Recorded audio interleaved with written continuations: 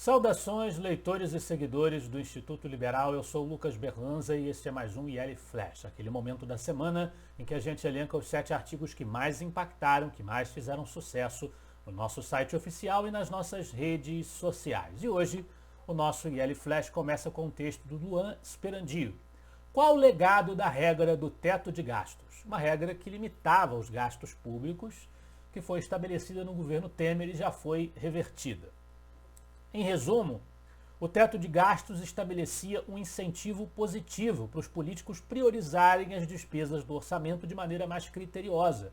Já o novo conjunto de diretrizes fiscais cria um incentivo indesejável, levando os políticos a buscar medidas que aumentem a arrecadação do governo federal para ampliar a sua capacidade de gasto e, com isso, ampliar déficit, ampliar a inflação e todos os problemas daí decorrentes. Isso representa a nova agenda para o Estado brasileiro, que envolverá a partir de agora novas tributações. Então, mais imposto, mais gasto, tudo absolutamente que os liberais não querem. É isso que o governo do PT vai implementar. Quem quer liberdade e brada contra o pior tipo de regime político que poder-se imaginar que já existiu, né, mais totalitário, foi o personagem do artigo seguinte do João Luiz Mauad, da série A Sabedoria de Alexander Solzhenitsyn. É uma repostagem, Solzhenitsyn, que faleceu no dia 3 de agosto de 2008, nascido em 11 de dezembro de 1918, foi matemático, romancista, filósofo, dramaturgo e historiador russo. Portanto, viveu as agruras da ditadura soviética. As suas obras construíram e celebrizaram a imagem que o mundo tem a respeito dos famosos gulags, o sistema prisional de trabalhos forçados da União Soviética stalinista.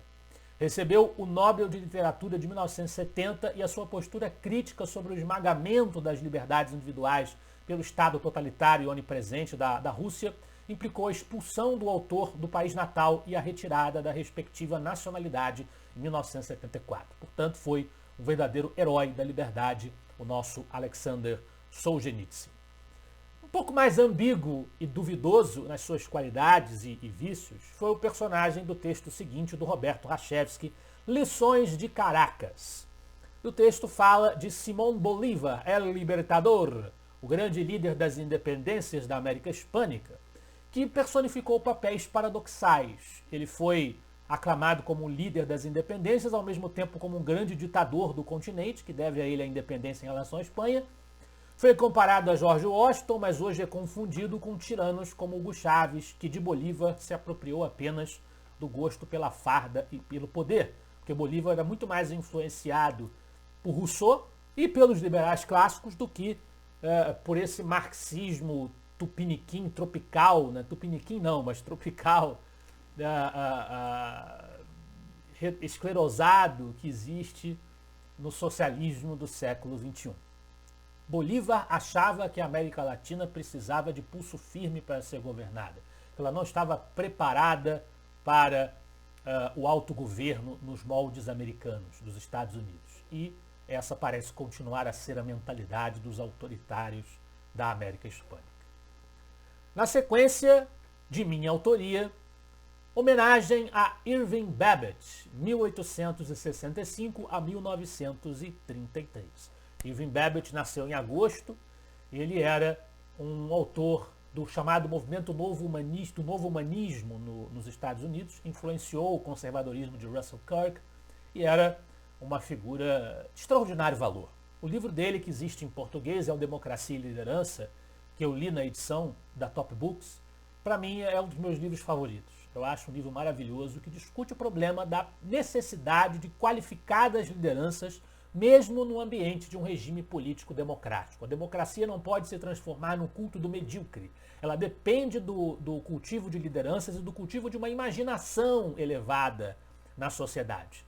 Toda essa temática criticando a chamada imaginação idílica, imaginação deteriorada que se desenvolve a partir da obra de Rousseau também. Tudo isso é discutido nessa obra riquíssima e eruditíssima do grande Irving Babbitt. Ficou aí registrada a minha homenagem a esse que, apesar de eu só ter lido efetivamente um dos seus livros, é, a meu ver, um dos meus livros favoritos e, portanto, também é um dos meus autores favoritos. Infelizmente não tem muita coisa dele em português, mas fica aí o registro. Voltamos ao Rachevski, voltamos à Venezuela e a ditadores com o texto "O Estado sou eu e vocês pertencem ao Estado". Ele vai dizer que Maduro e Lula, como foram Chávez e Fidel, Vargas e Perón, são desprovidos de limites morais. São figuras históricas que pertencem ao time dos que fazem o que tiver que ser feito para reinarem sem oposição. Nada criam, nada produzem. Tudo o que têm, tiveram ou terão é fruto do uso da coerção transformada em expoliação, que chamam de tributos ou imposto. Por falar em imposto, um texto da Gabriela Moraes, "A ineficácia do aumento de impostos e a lição de liberalismo" de Javier Milei. É o texto que parte da provocação da proposta de reforma tributária no Brasil recente, que pretende introduzir uma alíquota de imposto sobre o valor adicionado de 26,5%, colocando o país como o segundo maior cobrador desse tipo de imposto no mundo, só atrás da Hungria. Isso é uma preocupação crescente para quem defende políticas econômicas mais livres, mais abertas. A medida, embora simplifique a tributação ao transformar 5 impostos em 2, também introduz uma miríade de isenções que poderiam minar a eficiência da coleta e aumentar a complexidade do sistema tributário, defende a Gabriela. Enquanto isso, na Argentina, o presidente Javier Milei, libertário, anarcocapitalista, está adotando uma abordagem radicalmente diferente. Com uma postura firme contra o aumento de impostos e um foco em cortes de gastos, Milei está mostrando que há outro caminho que é possível. Um que não passa pela elevação da carga tributária, mas pelo fortalecimento da economia através de reformas pró-mercado. É uma comparação entre a tônica do PT e a tônica de Javier Milei. Na liderança do IL Flash de hoje, nós temos o texto de minha autoria. "Não era pela democracia? Que democracia?"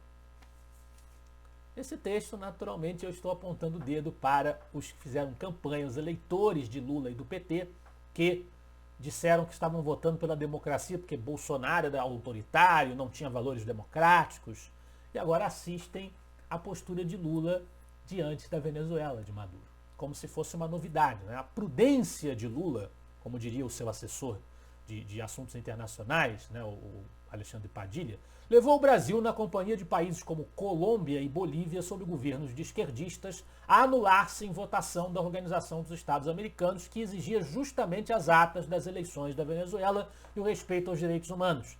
Tudo o que o Itamaraty alega ser desejo do governo brasileiro. Na sequência, Brasil, Colômbia e México preferiram divulgar uma nota própria, pedindo uma verificação imparcial dos resultados e a resolução das controvérsias por via institucional, que quer que signifique isso num país conflagrado e ditatorial como a Venezuela, dos resultados, bem como propondo novamente o famoso diálogo como solução. Se, porém, Lula enxergar a justiça venezuelana como uma instância neutra verificadora, isso não será mais do que outro passo para ganhar tempo para o regime autocrático. O Brasil seguirá sem se unir à pressão internacional, que por pouco efetiva que seja, é ao menos um atestado mínimo de reconhecimento da realidade. Nada disso deveria ser necessário a essa altura do campeonato para chamar as pessoas ao mundo real depois de 44 anos de trajetória desse partido, o PT, acelerado e manchado de sangue, sem esconder de ninguém o que realmente é e quanto vale. Mas pergunto a vocês que ainda conseguem votar no PT em nome da democracia. A definição ideal de democracia, paz e soberania de vocês é o regime do Maduro? Não lavem as mãos agora. Despertem. Há tempo. Esse foi o nosso IL Flash de hoje. Eu espero que vocês gostem dos artigos e dos debates proporcionados pelo Instituto Liberal. Semana que vem estaremos de volta. Afinal de contas, para nós, você é a parte mais importante da sociedade. Até a próxima.